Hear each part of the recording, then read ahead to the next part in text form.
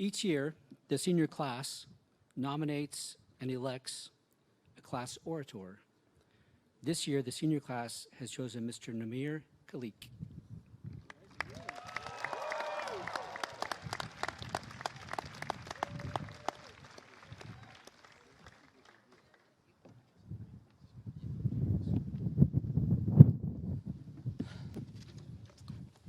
Thank you, Dr. Powell. Students, parents, friends and loved ones, esteemed faculty, and distinguished guests, it is an honor and a privilege to be able to speak to you today. This is, without a doubt, the proudest moment of my mother's life. And I'm pretty stoked to be here, too. To all my classmates who selected me to speak on our behalf, what were you people thinking? Not only am I among those least likely to say something expressive, profound, or memorable, I'm also among those most likely to say something offensive, racist, or otherwise Trump-like. To begin with, please everyone give a round of applause to the class of 2016. I think we deserve it.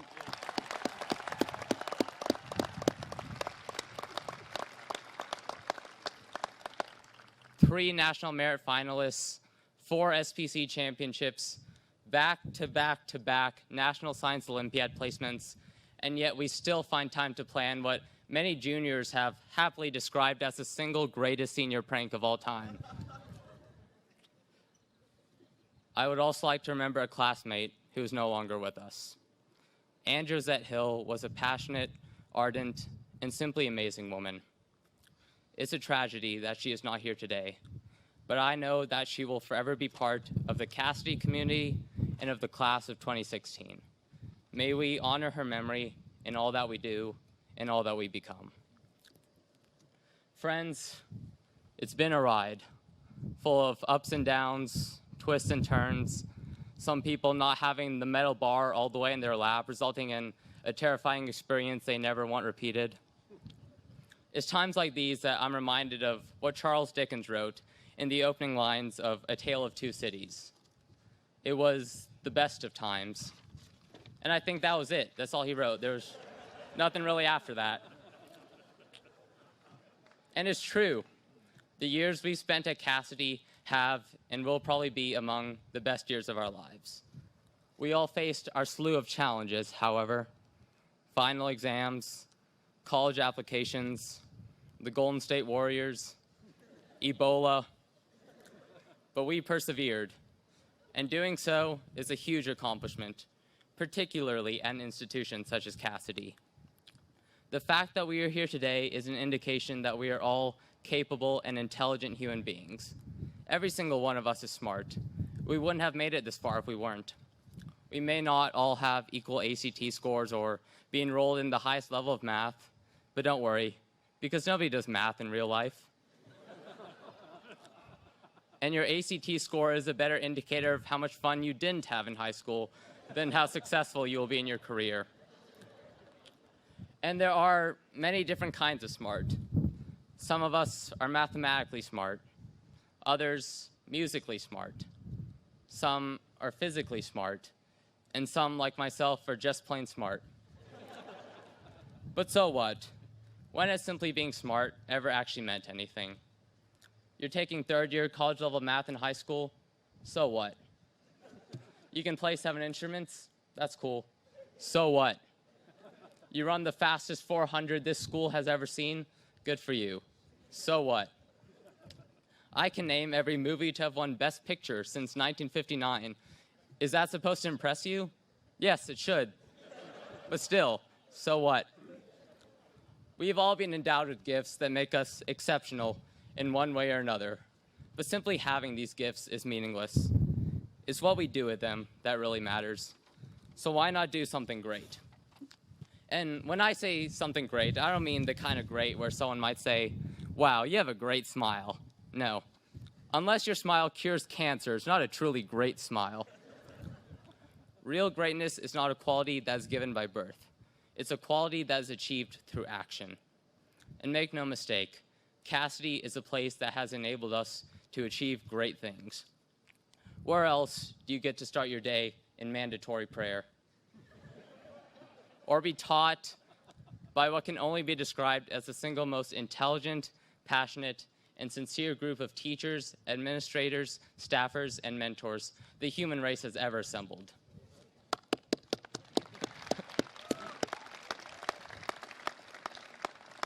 Where else can you play in the toughest basketball game of your life on a Tuesday night and then have the privilege of taking a history test the next morning? Or look at a $200,000 statue behind the chapel once and then never look at it again? All while being bestowed with the honor of wearing a coat and tie for what Casady considers the two most eminent parts of the day, at least if you're a guy. Count yourselves lucky, ladies. You will never know pain or discrimination like us men have. Casady is a gift. The education we received is unique. The things we accomplished are remarkable, and the memories we made are priceless. The least we can do, then, is to use our experience to give back to the world that has given us so much. There is a quote I'd like to share, a quote that I believe has a profound lesson behind it, and the quote is this: "If a man does not have the sauce, then he is lost, but that same man can be lost in the sauce." Those words come from a great sage by the name of Gucci Mane, an American rapper and fire-spitting aficionado. I actually have no idea what that quote means. I'd be surprised if any of you knew what it means. I doubt Gucci Mane even knows what it means. It probably doesn't mean anything, but that's not the point. The point is this: Gucci Mane never went to college.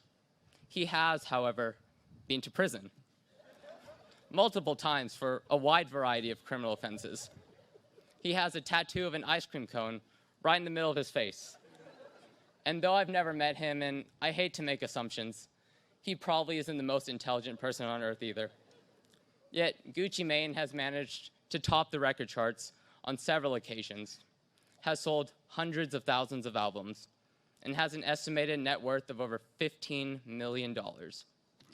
There isn't anything particularly special about his music, and I doubt there's anything particularly special about him. Yet here he is, being discussed at the graduation ceremony of an elite preparatory high school among 1,000 people he has never met. So the point is this: if a man who has the capacity to say something as senseless and incoherent as the quote I just read you is able to fulfill his dreams and become a successful person, then there's absolutely no reason why each and every one of us cannot do the same.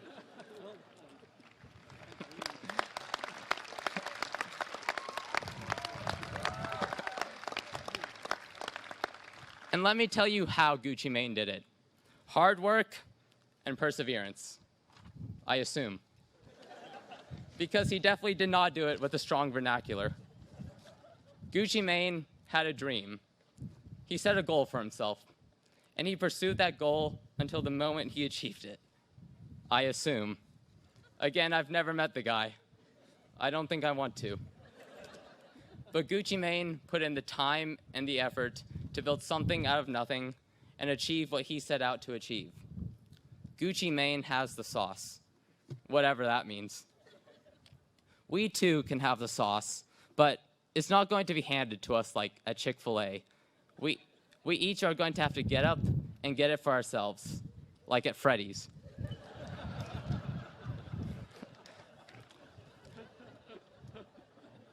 We will have to work hard for it.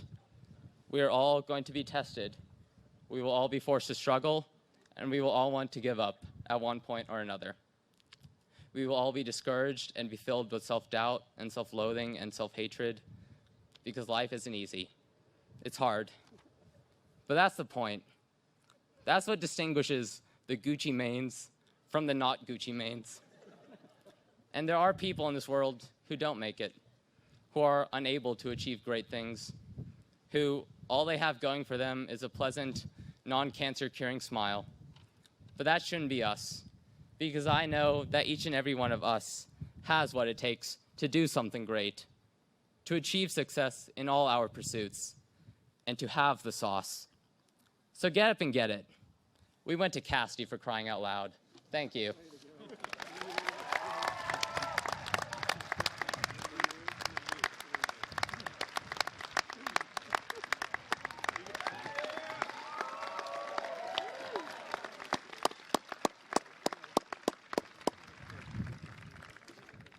Thank you, Mr. Khaliq.